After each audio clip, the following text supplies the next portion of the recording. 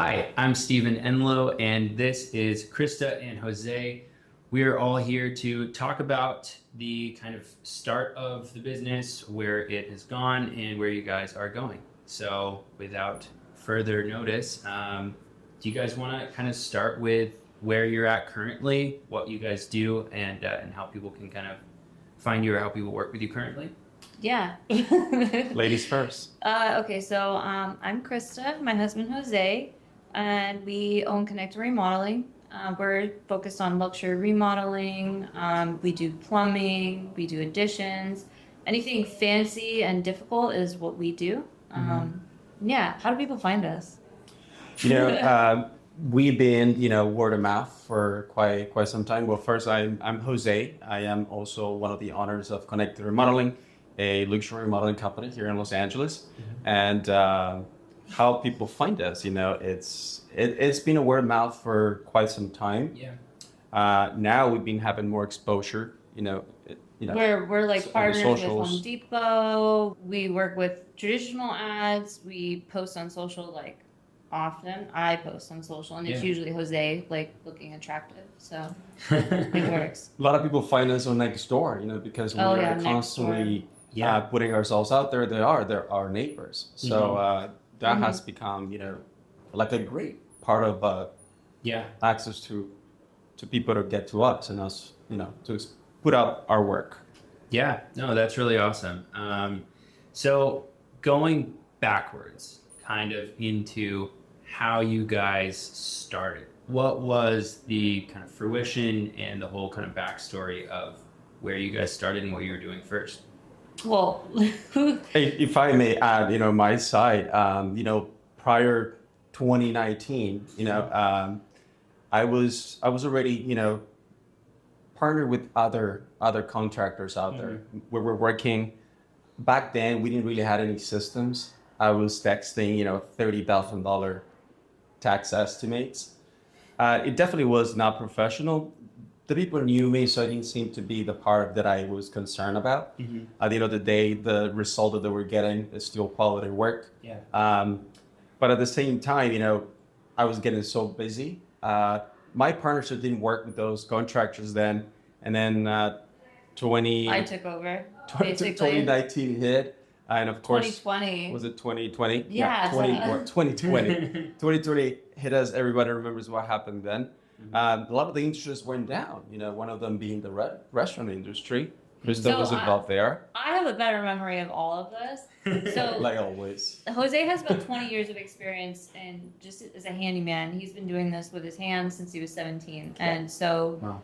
I come from like management, restaurant management. I used to be a photographer. I have an art degree, so I have a good eye for like design and logistics and that whole thing. So when he said he was like texting big estimates, I think it was like $20,000, and I was like, hold on, you gotta write this down. So I do. I was like, we should create an LLC. We should actually have a business of it because I was consulting at the time for restaurants, and so we kind of joined forces. We were doing our own thing as entrepreneurs, not making it. We're doing all right, but it was just difficult. And then when 2020 hit, like he said, we joined forces, and then we're like, let's make this an actual business. And we've just developed trust with people who really just had faith in us. They liked us, they believed in us. And so, but we quit our jobs in 2018, and then we had no jobs. Nice. Ever So- since. Yeah. So that was the leap. That was the You leap. guys. We quit our jobs because we wanted to like be around each other. Because I would be coming home from work at like 3 a.m. and he'd be asleep on the couch, and then he'd be getting up. And so we were like, Yeah, ships in the night. also I quit my job because Jose, I thought I could, if he could like start a business and quit his job, I was like, I can do that because I'm really smart. And like, it was the hardest Yeah. thing. It's the hardest thing I've ever done, to be honest. Yeah. Yeah. No, it's funny. I literally, that's one of the things I really like to ask people is what that moment was for you, whether it was a flip that switched, or switch that flipped, for a lot of people, it's a specific failure of certain aspects. It's, whatever that kind of wiring is that like makes you leave the security and Of go a out. job. Chase. Yeah, and go out into doing your own thing. I think it's always an interesting aspect. It was heavily because we like wanted to hang out. Like we just wanted to be together. And people literally ask us all the time. They're like, how do you guys work together as, I don't know if that's one of your questions, but how do you guys work together as a couple? And it's like, we chose this, like we want to do this. Oh no, 100%. Yeah. Yeah, and not necessarily is like, oh, it's super easy to do that. It is a choice we make. 100%. Yeah, it's a choice we make, and we go through our moments, but at the same time, Of course. we take care of them. You know, like we put them past. You know, we settle on something, Yeah. and we keep moving forward because we do want this. Yeah. We want to spend time together. So, you know, us being apart, we understand that you work for different employers, like how we were. You know, she was coming out at 3 a.m. at home. Yeah. I would sleep like this with flowers on my chest. Not every night. I look like a jet person. No, but I think that's beautiful, and that is really. I'm sure you guys do realize how special that is, but that's really cool. Yeah.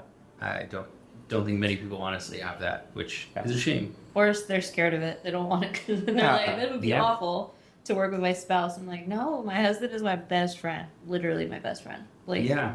No, and it's obviously not in the same way. I'm not married to them, obviously, but I've done so much work in film with my own family. And I know for a fact that whoever my partners are, whoever my co-producers are, whoever my department heads are, on any production, you're going to have issues to resolve. You're going to have disagreements. You're going to have... I would so rather go through that with somebody who I know the communication style of, I know all the content, the context of why they might be upset in their regular life, etc. So much easier. Yeah, that's a good point. It truly is. Except for when we're back and forth, we're sharper with each other because we already know each other. Yeah, that's true. It definitely helps. Like, for example, we have our office in the house, right? It helps us a lot to really step out. Yeah. You know, To get somewhere else. to get somewhere else, have some referees. Yeah. You know? No, of course. And I think like us working together in construction, like an industry that literally so many people don't trust their contractor, they always have a bad experience. We add another layer of trust because we're a couple. They know that they're not just going to Jose, they're going to Jose and Christa. Yeah. If he doesn't respond, then they're Sure like, response. Krista, I didn't hear back from Jose. I'm like, okay, I got this. Like, basically. No, So- that's great though. Yeah, he was like, he was under a house crawling. Which that's kind of the case. You know? Yeah. But overall, being a couple in the industry has definitely separated us from, you know, many contractors out there. Yeah. And for that, because, you know, the industry has been misleading, or at least the reputation is a little loose because, you know, most contractors out there, you know, communication not always is a thing.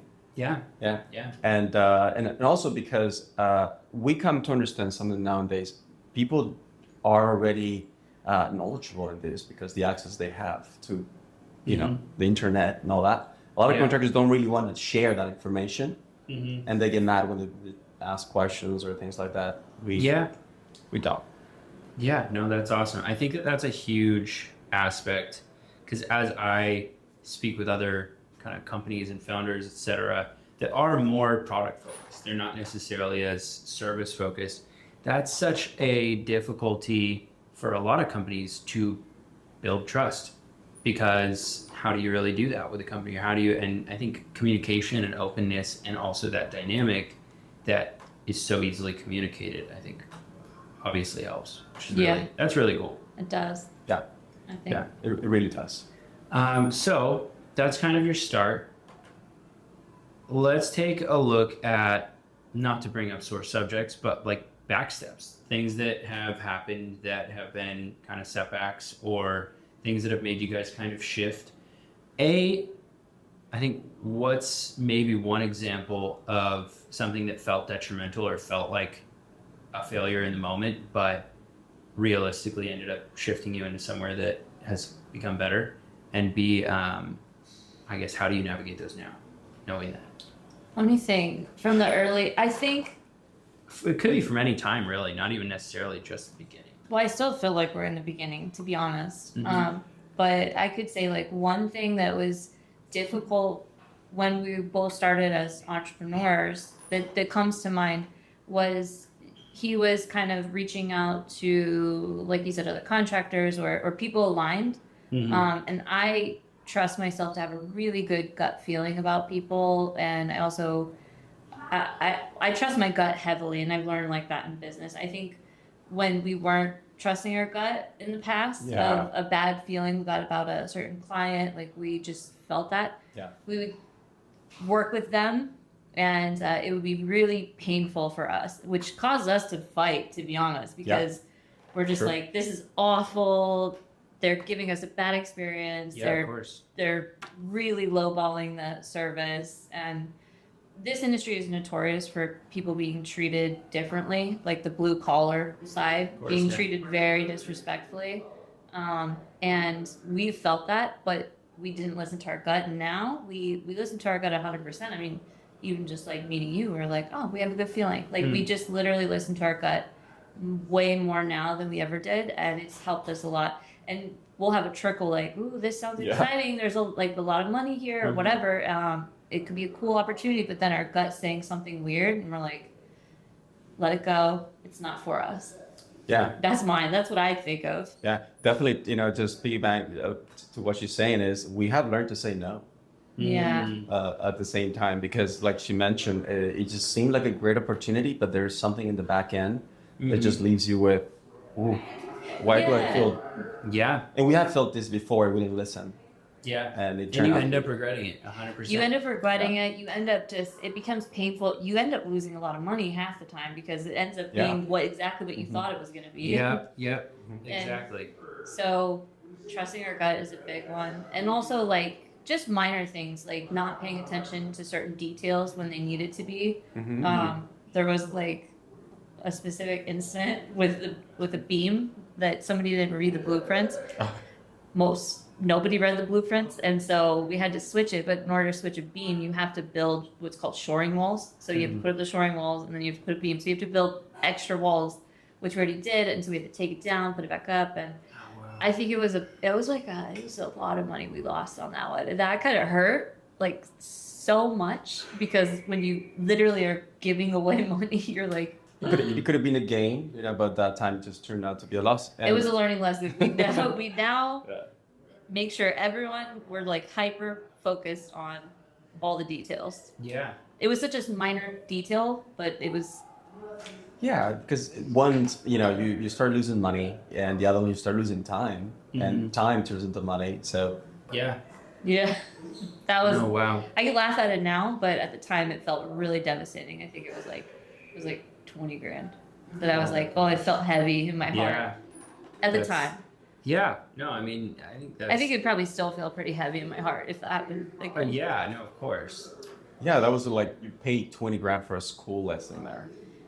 I don't like lessons as much. I don't like those lessons. If you want to take it Yeah. anyway, Yeah, no, exactly. There's some expensive lessons, but at the end of the day, it's a lot of things outside of school or anything. No matter what, you end up paying for those lessons. You end up paying for that education. Yeah. Yeah, absolutely. Because ignorance can really cost us a lot of money when we don't know something. Yeah, exactly. And I think you have to buy that knowledge. Yeah. You have to buy that experience. You do. You have to pay one for way or it. the other. Or use AI. And this time could have been. I feel like this time was 20K, but bigger jobs. Now running bigger jobs that involves 100%. more money. Imagine. I don't actually. Don't imagine that. No, that's really, really interesting though to hear from. Again, so much with business and other aspects and products and marketing, it can be so theoretical, but in a business like yours that is very service based, you're actually literally building something. It becomes very tangible. Yeah, it does. And what we said, like about trusting your gut, attention to details, these are two things like we do so much now that we thought we did in the beginning, but now we're like hyper vigilant with it. Yeah. And I think it goes for any business, like to trust your gut, pay attention to details. Yeah. And to be honest, the same goes for the clients. When they're actually trying to hire a contractor, they should be listening to their gut as well, because there's some conscious. It's pretty much the same situation. It's just, and we actually give a lot of tips on stuff like that. So I guess how would you go about? That's kind of one thing I actually wanted to talk about, because you guys are actually trustworthy contractors that actually have integrity and care about what you do, care about your clients, and you want to do again a good job to the point of already going to, wanting to do and already doing luxury work with really high-end materials, etc. How would you, as contractors who are that way, encourage people to look for and hire a contractor? What would you say to them? I think like we've been actually handling this a lot recently because we understand in order to get ourselves out even more in this next level of our own growth, that we need to give first, just constantly give, because it always comes back to us. We genuinely believe Totally. that. But one of the things we've been doing recently is giving like info sheets, sharing with people via email and on our social. So if somebody's going to pick a contractor, for example, they need to check their license. We've hired, or we haven't hired these, but we've looked at hiring subs, and they've given us information, and you look it up, it's a fake license number. It's not even real. Like, people Wow. are out there scamming. And so, okay, they have no warranty in that case. So you need to check their license. One thing I tell people is to check references. I don't love it when people ask me for our references, but I have them and I'll give them, and people don't always ask, but I think it's a great way because it's helped us a lot. And then what are some other ones that they should look for hiring besides being licensed and trusting your gut? Yeah, no, that's definitely a big one, and just not only references, but also work reference. Like for example, if they're operating, they already by now have some sort of material they can show to them. Either a social media page, just so you start getting or gaining that trust that you really need to move forward. Because these projects, they could be small, but when there's a big project going on, you're talking about 50,000, 100,000. And when the number starts getting up, the time is going up. You average, time to remodel, let's say a bathroom or a kitchen, it can take a month, right? But it can also, in the same month, you can do those two at the same time. Well, okay, so he's asking, like, how do you recommend to a client how to pick a contractor, right? And I'm thinking, like, we do this all the time. I'm like, I'm drawing a blank, but outside of what he's saying is you spend a month with somebody for just a bathroom, right? Yeah. Remodel this person, you have to like them. Because you're with them, they're in your house. That's if you're remodeling a house that you live in. If you don't live in it, you need somebody who communicates well. So if so this you need person, to trust at the very least. yeah, like if this person's not texting you, I would say if they're not tech savvy is also like a red flag there, because text, you want them to be, if you're not there, you want them to be communicating. We have clients who I've only met like once, and they mail me their keys, they'll like email, they'll text, and everything is just communicated through whatever format they like. So it's important to know that they're going to communicate with you before you sign a contract, which you'll find in that estimation phase. Yeah. No, so you guys do, it sounds like, make a point of being really great communicators, being really great. I guess, what does that flow look like for you? Is that basically just whatever that client wants, or do you guys have a way of kind of systematically communicating with your clients? Right now, we kind of do whatever the client wants because we focus on custom work. Some of our clients are different. Like, some just want email, some want a system, some want to text, some don't even care what we do. They just give us checks before we even start working. We're like, okay, we won't cash until we're done, kind of thing. Yeah. So it's honestly because we're custom, and because one of our things coming from restaurants is to bring like hospitality into this industry, because it doesn't kind of exist, is to do what they want. Like, they're the client, it's their house. How do they want to communicate? Well, we're malleable.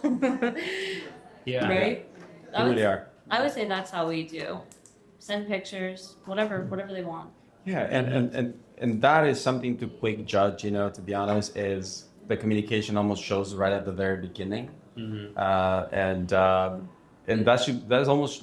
almost should be expected. Once they fail to start there, not necessarily that will be the case where it will fail, but that's a great way to start, judging. We also ask them, we're like, how do you guys like to communicate? Like, from the beginning. Yeah. Okay, so we went over kind of how you guys started, different back steps, a lot of your ethos of how you go about this whole thing. Now let's maybe talk about some of the shifts in the career that have taken place? Because I know even in my conversations with you guys outside of this, there's been a few key shifts of where you started, kind of what that got you into, and now what you're moving more into as of the past season. Yeah, I can start or you can start. I can start on this actually. I would say to me, it still is a transitioning moment because, I always been very hands-on on the field, right? So when I'm in there, I'm able to, solve issues, right on the spot. And because, yeah, we started getting busy when she jumped in, but now we started getting more busy that both of us have to be entirely, involved in the business. So by that, I mean, now from being on the field, swinging a hammer, now I need to use a computer.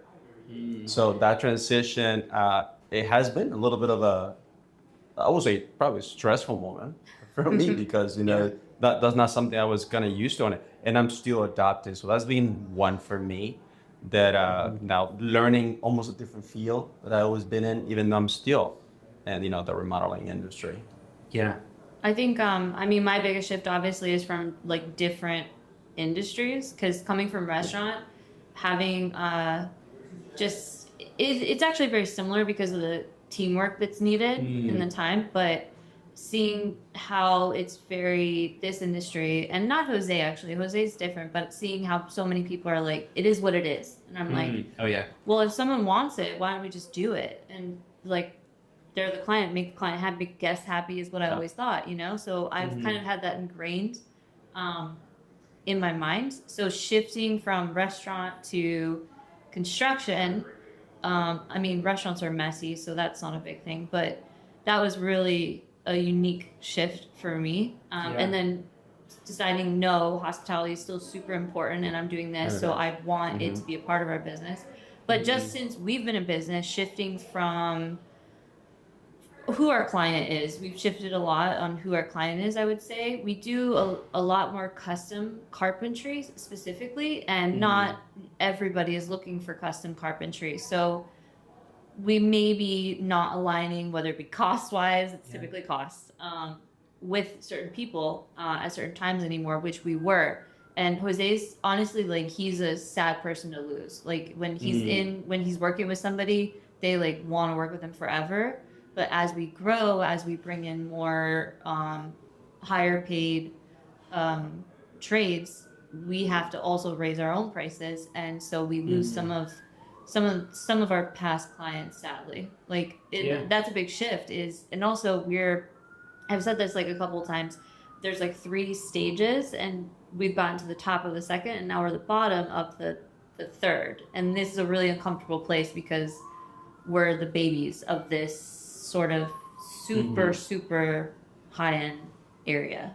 Yeah. Not forever, just right now. No, but I think that it's interesting that you bring up a few things of the transition period of actually accepting and taking on that growth and really just taking it on the chin and moving forward with it, but also kind of the aspect of being the newcomer, kind of the new kids on the block, so to speak, in the more high end, very custom luxury remodeling work. I think whenever you shift into a new kind of tier or new market, you have to bring some sort of innovation. Yeah. But I think that is obvious where that is for you guys, which is obviously, a lot of people do good work, but you guys have that other aspect of caring and hospitality, which I don't think from my work, working with other clients in the construction, architectural, very design heavy world, it's funny because even some of those people, a lot of those people and contractors, not all of them, still have that same mindset of it is what it is and communication is going to be what it's going to be, and I don't want to use a computer, and I do the best work on the block. And it's like, yeah, you might. Yeah. But also at the same time, if you're doing the best work, but you're working with a designer who ultimately is the point person on a project, or is the actual person in charge on the project, you're not making them happy, and that's making the client very uncomfortable or unhappy or not knowing what's going on, then everyone loses their job. Yeah. And you could be the best worker, the best contractor, the best tradesperson, and if you're not actually communicating and doing that aspect of hospitality, you're going to lose everything for everyone. Yeah. Yeah, we like to bring also like I love technology. We like to be on the cusp of technology, or at least I do. And you're like, I'm in the computer, but I'm like, how can we bring like the coolest tech to people's homes? And I know there's people doing that, but it's also like you have to introduce it to them as well. Yeah. So Yeah. that's a whole nother aspect that we're constantly looking in, like how can AI be a part of our business, not the way that people thought it would be, Yeah. which is robots, but just how can we use AI to help our clients make better decisions, to everything across the board. So we try to tap into a couple of those. So the biggest shift I would say is definitely on this next level of growth, for sure. That's a big one, but still honing in on like what we find important and sticking to like our values. Yeah. No, that's really cool. So within that, kind of stepping into that space of this kind of top tier, where are you guys focusing on, and kind of what does that, not just what does that job look like for you guys, but what does that customer actually look like for you guys? Because I do think that's a lot more interesting of a question. I mean, I feel like I kind of know our ideal client pretty well. We know our ideal client because we can see them because we've worked with our ideal client before. But I could say that our ideal client is usually also ahead in certain tech, whether it be art. They just kind of have that bespoke nature, I guess you could say. That's definitely who our client is. We actually love working with couples. We always have a great experience when we work with other couples. Not just because we're a couple, but it's like there's also that yin and yang of who's actually making the decisions. When the decisions are on one person, one homeowner, let's say, as opposed to a couple where there's two people that are making a decision, and it kind of becomes a cleaner process for them too. That's interesting. Yeah, and we really love carpentry. That's kind of something we really like when people like they want to do crazy, cool, unique closets or entertainment centers or kitchens. We really love like custom carpentry because that the reward is awesome for us, right? Am I truthful with that? Yeah, no, totally. And also to tap in a little more is who still is our ideal client. You know, we're working on the process, and at the same time is somebody that wants to have really low stress, you know, during the process of construction. Yeah. Somebody that, you know, cannot really be at their property while this is happening. Somebody that can rely on, you know, the contractor to make decisions, not only make decisions, but to take the best decisions possible. Because that's who we've been. You know, a lot of our clients, as you mentioned, there was one client that we worked with when the major remodel was going on. He gave me the power of attorney just so I can On his house. so I can just make the changes needed, make the decisions needed when it was needed. Yeah. Because, you know, he didn't have the time, you know, his time was very valuable. So I would say somebody that really values their time, he usually tends to be our clients. We like taking their stress. I think it goes back to the hospitality aspect. Like we're cool being stressed out. Like we don't mind. We know the stress. Yeah, you know, the stress is something not we the relate. same for us. But when people are like, I don't want to feel stressed, perfect. That's for us. We'll take care of it. Just give us your keys. Yeah. That's it. That's really interesting. I feel like there's so many of the overlaps that I hear from a lot of people in this kind of entrepreneurial and founder space is that they've found the hard work that is bearable for them. It's not that you don't want to do hard work, it's that you find the hard work that you can do all day long. And that I think is such like an indicator of kind of finding the thing that you should be doing. I thought you were gonna say the entrepreneurs are sycophants. They're crazy. No, I mean I They think are it's kind of true. I crazy. mean, when I find the things that I know, like I actually enjoy doing, and you know, I think other people would look at and think I'm absolutely insane doing, I'll find myself forgetting to eat. I'll find myself just up all night working on it. I'll come up with a new idea, a new thing. I'll build it. I'll wireframe it, and you know, however long it is, whether it's a couple of hours or a couple of weeks, where I'm just kind of obsessed with that thing. It doesn't even seem like hard work, but you look back on it and you're like, oh wow, I was sprinting like as fast as humanly possible. Yeah, right.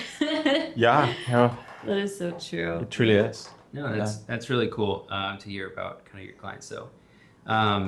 So within that, kind of what are you guys focusing on now? Is it smaller projects? Is it kind of bathroom remodels? Is it kitchen remodels? Is it full house stuff?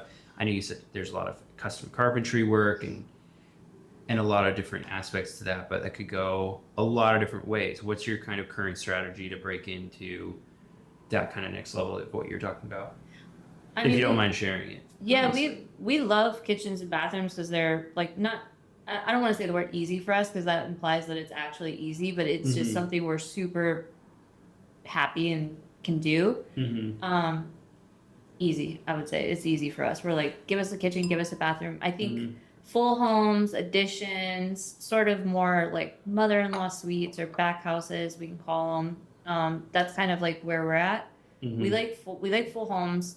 We really just love doing like bringing down walls in a full house and then like making it look really cool and different, restructuring it. We like renos and old houses specifically. So that's kind of what we're focused on right now. We've moved a little bit from like apartments and condos, which we still touch on, into like the big restructuring of a home. But we like keeping bones. That's our big thing because a lot of people ask us like, why don't you build from ground up? Why don't you develop? And we really like the before and after aspect, and we like to keep the bones of, especially with these old homes. Yeah, which is really cool as somebody who grew up in LA, like seeing old homes in every neighborhood that I grew up driving through. Some of them getting knocked down fully and some of them keeping the actual essence of what they once were, but with just, revamping. It's always nicer to see. Yeah. And I feel like a lot of the friends that I have that even are in that same kind of space, the ones that end up doing a whole home remodel, are so much happier with the kind of character that they get that like lives in that house still. Yeah, as opposed to just a blanket, everything is the same. I think another thing that we're focusing on right now is just partnering with really good trades, like across the board, electrical, marble, like these higher end trades, because having those people on our side and it's as a part of our team in essence, it's really elevating us in a new way, if that makes sense. Yeah, partnerships. That's huge. Yes. Right? Yeah, no, absolutely. That's actually a great move when we started doing that, partnering with other trades. Yeah, I was like, what are we doing? We need to just go to the top. Like, that's it. Let's just talk to whoever's at the top. Yeah. All the time. Exactly. I think it's the whole, your people who you surround yourself is like the people who you, what was the quote I heard recently, but you are the equivalent of the 5 people you surround yourself with or something like that? Yeah, but I actually heard something really, really interesting recently that it actually goes further, that it's not actually just the 5 people that you surround yourself with most closely. It's who you compare yourself to and who you admire most closely. So when you are looking at your view of yourself and how you see yourself going in the future, what you would aspire to, who you admire, and who you're actually comparing yourself to, that's what you're actually gravitating towards. So if you're dealing with the best, you're gonna become the best. Yeah, and I think like for us, we're trying to align with more and more people who want a contractor to do the challenge they present. Like we've had people that they literally found us because no other contractor would do what they were asking. We're like, they just don't touch it. It's a lot of the finishing details that we focus on, that we prioritize. A lot of contractors don't want to do it because it's very high risk financially. You have to find these good trades. So we want that though, because it's, like I said, it's really rewarding for us to do something unique and different and eclectic. And it's a challenge that we are comfortable taking. Not too comfortable though. Just we'll do it. We'll do it.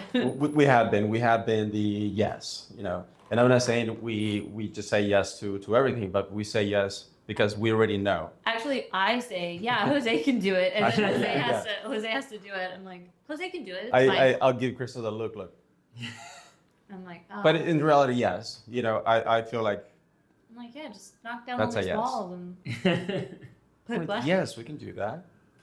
But it sounds like you guys delivered on it. So, I mean, Yeah, we were taught by the best, the Yeah. school of YouTube. We do, Yeah. and honestly, not to throw flowers at ourselves, but every client that really worked with us, and at the beginning everything worked out like aligned, the budgets and all, they just keep working with us. Yeah. They just say, you know what, I've been dealing with other contractors in the past, and I don't want to worry anymore about it. So you guys are my go-to. It is true. That's what I meant. When Yeah. people when they work with Jose, they don't want to let him go, like at all. Yeah, and a lot of the times it really took them, to have a bad experience to really recognize a good experience, and now just making a decision. Okay, this is what I really want. This experience. Yeah, we tend Yeah. to be the cleanup crew. Yeah. Also, Yeah. the fix the bad contractor work. Yeah, we are Yeah. actually about to rescue a kitchen. We just got a yes on that contract, and Yeah, at first glance it looks fine, and then you're like, it doesn't function. Everything's falling apart, and we're like, this shouldn't be this difficult. It's actually, it shouldn't be that difficult. and this is a brand new kitchen. They just got it done. Oh my Recently. gosh. And outside of that, we're doing like a full home front and back house, like remodel, an addition, a retainer wall, plumbing. Plumbing is always in our work. We'll Yeah. always be surrounded by plumbing. Yeah, we are, because we hold a General B license. We also hold a C36 plumbing license. So that keeps us Keeps us busy. busy. Yeah. Yeah. So we Fun. always have plumbing on the back. Yeah, I feel like that's kind of funny because I feel like a lot of businesses that end up becoming more stable have a very, very clear focus and vision of where they're going, and working towards that, and they have a very clear kind of not backbone, but something that is always pumping in something, pumping in some stream of revenue, pumping in some, whether it's money making or not, but just keeping the cash flow, keeping the actual flow of customers. Or water. I mean, literally. Literally the flow literally the of flow. water. Yeah. Yeah. In and out. In and out, yes. So I have a couple more questions for you guys. I think we touched on this before a little bit, but so you guys are focused on kind of residential, are you focused on commercial, and kind of why, what are the differences?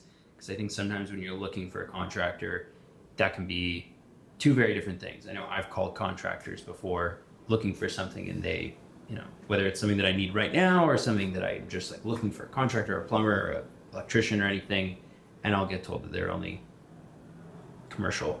So I guess, what does that look like for you guys?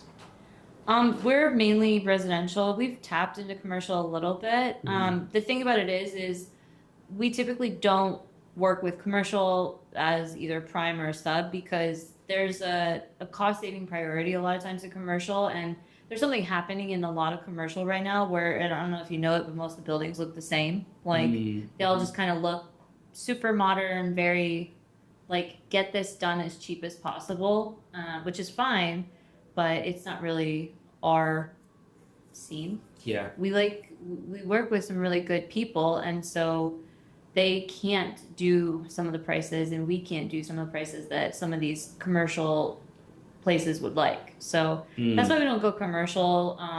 It honestly probably make the most sense for our business to do commercial, but I think like we're a little crazy, I guess, that we're like, no, we want to work. We also like meeting people who own homes. We like seeing that, like, there's some essence that happens where they're like, oh my God, this was crazy to see the before after, and you don't get that really with commercial. It's kind of heartless, but the home is your heart. So Yeah.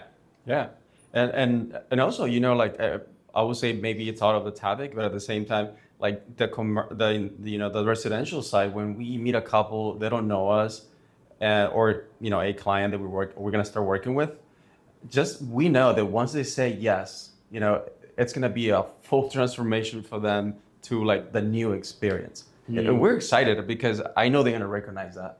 yeah, Yeah. we literally make a change in their experience. Like a lot of these people have experienced working with contractors before. They've worked with they've usually had bad experiences, or it was mediocre. Whatever reason they're calling us, they're not calling whoever they worked with before. Yeah. And so I think like just having that is really a priority for us. And also like commercial, it's kind of a headache in LA, to be honest. I mean, we have a headache sometimes, but It's the hard work, Yeah, it's the hard work you love. Yeah, exactly. Mm-hmm. So I really only have one more question for you guys, and it's an interesting one. It, in essence, is what does risk look like for you guys? What does reward look like for you? But I think I kind of want to shift that actually to what does risk look like for your client? What does reward look like for your client? Because I think that a lot of the time those are two very symbiotic things within what that would mean for you in your industry. And how do you guys work with that? I guess why would somebody be working with you in order to mitigate that risk and raise that reward kind of for your clients? Because it seems like that's something that is at the forefront of what you guys are trying to do. I think when it comes to like risk for our clients, there's huge risks working with a contractor. I mean, this is your home, right? So beyond the most obvious, which is like floods, they take your money, the craziest things. I think you're working with a client is working with somebody for months, sometimes years, on projects. So you could have just a really bad situation. Like we talked about stress earlier. Your risk is not just, you lose double your money because you found the wrong contractor, you're left with a house you don't love, but your stress levels. I mean, we've seen people who have experienced with other people, other contractors, just their stress levels. One guy almost had a heart attack. Like we've seen divorce. Like it's very weird, but Oh my gosh. like that level of stress. And I think the reward working with us as a client is like early on, before you even sign a contract, knowing that you're going to be taken care of, that it's low stress, that you can actually enjoy the experience, which is what people see online. They see people who are just having a good time. They don't see the stress that actually happens most of the time. And they're going to get that working with us. So that's the reward, I guess, beyond just a home that they love. Like, yeah, quickly and done well, I would say. What do you think? Yeah, no, and that, what she said, this might not completely relate to exactly what we're saying, but big risk, that I have seen is when, like a contractor doesn't really prepare a good budget, for the project. And that's what I feel like most of the nightmare stories that we hear from was because, not preparing a good budget, you end up with some bad craftsmanship. Yeah. Because at some point that contractor will be rushing because doesn't have the funds for it. He'll be actually now hiring, low quality craftsmanship, and that's really a big one. For us, one of the big rewards bringing into the table is knowing the numbers. Not only knowing the numbers and understanding that you also have to have a little bit on the side, a contingency where, if something comes up, you already put the client aware of it, put this on the side because things happen. Now we know that things always happening. And that big reward has been where something did happen, but because already were budgeting for it, it did not delay the work. It did not put them on a stress where the money is going to come from because it was already there. Yeah, and just to taper on that, what he's really saying is like there are a lot of contractors who will provide a low bid. And we can talk like a lot about this, but they'll provide a low bid. They'll get the good vibe right away, but then this contractor will start giving them change order, and you have all your walls down. So what do? You have to keep working with them. Yeah. You have to spend more than you plan. We try our hardest to be super transparent with the dollars, so they at least know if something goes wrong. Unless it was like, super, super crazy, we couldn't predict it. If something goes wrong, this is what your budget looks like, including that. So we try to be very clear from the beginning. From the very beginning. It's never a surprise later. Yes, because that is an integrity like that we have that I think a lot of contractors, not all of them of course, but are missing, and they should. But they understand the best way to get in is to give a lower budget and hit them later when the walls are already open. And it's just, there are a lot of, like I said, back to what we said, shady practices that our integrity doesn't let us do that. That's why we like working with people, because we know that people don't necessarily know how to find the best contractors. A commercial building has more leverage, but a homeowner maybe doesn't, Yeah, and you guys provide that, which is really, really honestly, that's really cool. I think it does say a lot about the integrity and kind of business you guys run. So Well, that was fun. yeah, that's it. I think Good that combo. was everything. So we'll see everyone again for the next episode.